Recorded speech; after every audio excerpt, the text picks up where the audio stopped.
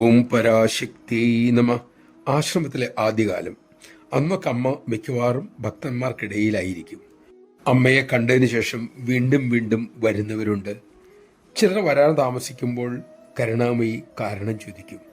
ഒരിക്കലൊരു ഭക്തൻ പറഞ്ഞു, അമ്മേ, ഇടയ്ക്കിടയ്ക്ക് വരണമെന്നുണ്ട്, പക്ഷെ വീട്ടു നോക്കാൻ മറ്റാരുമില്ല, അതുകൊണ്ട് എപ്പോഴും വരാൻ പറ്റുന്നില്ല.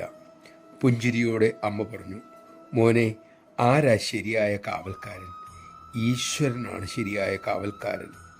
അമ്മയോട് പലരും ഇങ്ങനെ പറയാറുണ്ട്, വീട്ടിലാളില്ല, കുഞ്ഞുങ്ങൾക്ക് സുഖമില്ല, വീട്ടിൽ നോക്കാൻ ആരെങ്കിലും വേണ്ടേ? നമ്മൾ കാവൽ നിന്നിട്ടും വീട്ടിൽ മോഷണം നടക്കുന്നില്ലേ മക്കളെ? അമ്മ പറയട്ടെ, ആ ജോലി നിങ്ങൾ ഭഗവാനെ ഏൽപ്പിക്കുക. നമുക്ക് എന്താണ് സംരക്ഷിക്കാൻ സാധിക്കുക? ഭഗവാനെ എല്ലാം നോക്കിക്കൊള്ളണേ എന്ന് പറഞ്ഞ് സർവ്വതും സമർപ്പിച്ചൊന്നു നോക്കൂ. അദ്ദേഹമാണ് ശരിയായ വാച്ച്മാൻ.